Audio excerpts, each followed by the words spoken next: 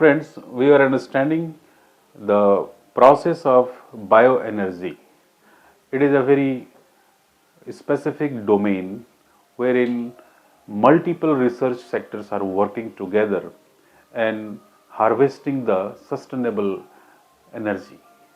I did mention the prefix sustainable that I have already explained in my last video how sustainable demand is meeting into this program, bioenergy. Everybody knows this. As far as energy is concerned, law of thermodynamics, specifically first law of thermodynamics, what it says. It is very interesting, and you need to correlate. If you are in bioengineering program, you need to correlate the things at the concept level, basic level. Only then you can give your 100%. First law of thermodynamics, what I'm just trying to exemplify it. I'm not teaching you law of thermodynamics, but how it is relevant to this bioenergy program, that you must know. Delta U is equal to Q minus W.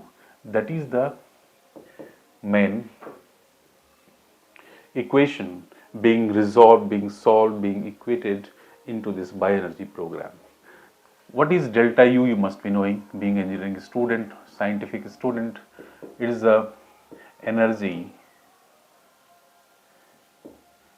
potential energy being used in the process. Might be it is very much preserved in the process, in the different feedstocks. Then Q is the internal energy, enthalpy you can say, in process, and W is equal to the work done, net gain. So ultimately this is the equations people are understanding with the different angles, and ultimate objective of this program is to use the multiple low cost energy pockets. Using low cost energy pockets, nature has already given you multiple, you can say, pockets of energy, where you can talk about the forest wood, you can talk about the, initially people are understanding only fossil fuel, but now we are traveling in the second generation, third generation of the energy harvesting process. So this forest wood, or you can say corn, or you can say any other kind of the feedstock like sugar cane. Why people have opted this? That is very important, because these particular resources are having the huge potential to sacrifice certain things. But ultimately we need to understand, only tapping the important potential resources not serving our purposes. Ultimately you have to draw the feasibility factors, like what is the yield,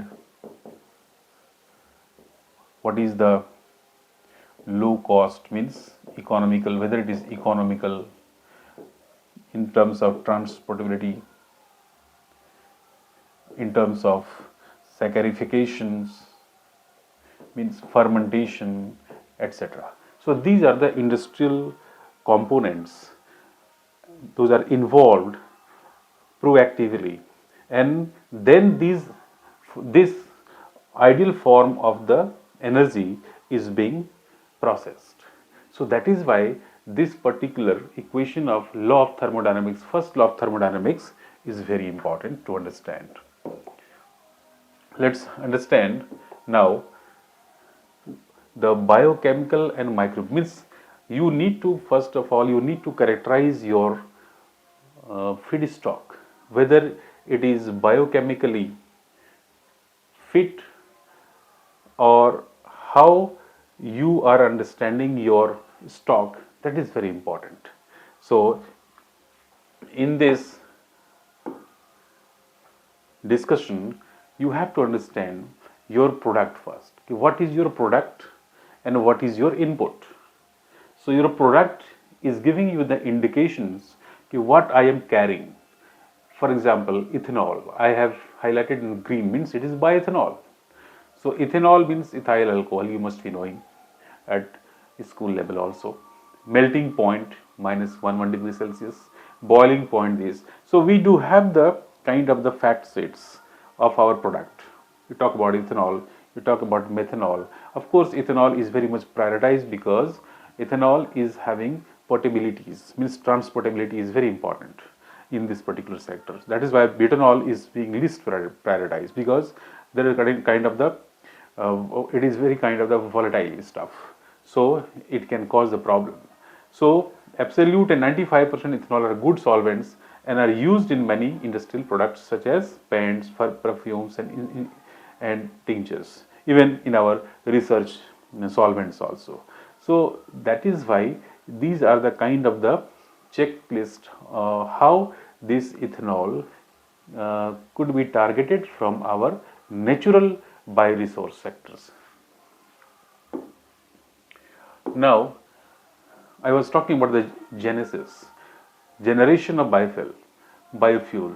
First generation of biofuels like ethanol from sugar, corn, molasses, starchy biomass. So, let us discuss about what is this kind of the component. For example, if you are talking about the plant cell wall, plant cell wall is having the specific pockets for this kind of things, like it is having cell wall is very much constituted of pectin, cellulose, hemicellulose, starch, etc. So these are the powerful biomolecules, polysaccharides. Those are readily available in the nature, but ultimate question is that how you will process them. That is very important. That is why we are understanding the generation. Slowly people got inducted into this particular potential industry, and then created the proximity to understand the natural potentials.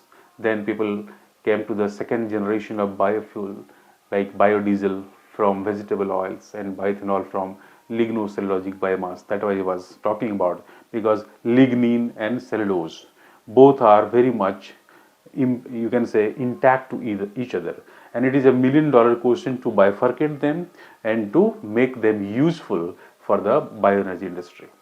Third generation is talking about the algal biofuels, means candidate alga are very much useful for this kind of the manufacturations as far as biodiesel is concerned, bioethanol concerned, gasoline, methane, ethanol, vegetable oil, jet fuel, etc. Then fourth generation, now people are talking about the fourth generation, means biohydrogen.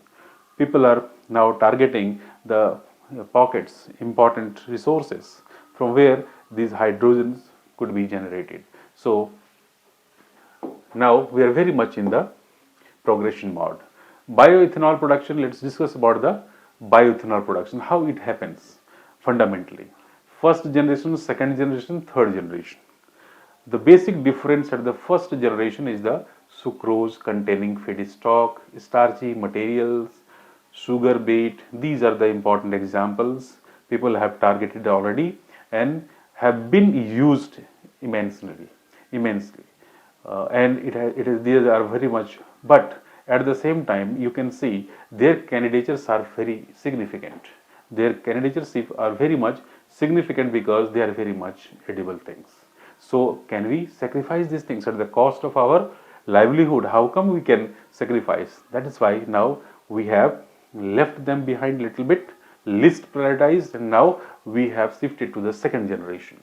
It means now we have to tap this kind of the, you can say, stocks wherein the yield is also very high, as well as the saccharification means harvesting process is also very much economical. So you can say here the forest wood is there, straw is there, grasses are there. So they are also very important. People have realized, characterized them biochemically and found them very much suitable. But again, question is rises. What are the questions? Means how come we can sacrifice them at the cost of the green ecology? Because of course we will disturb the carbon sink. So still we are very much dependent, world is very much dependent on this kind of the bioresources.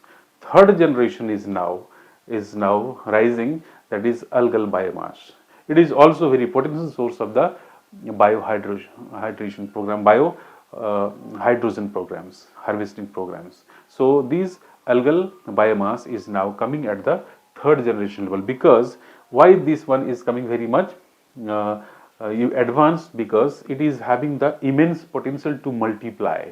Here you can use in situ approaches, in vitro approaches, and you can multiply.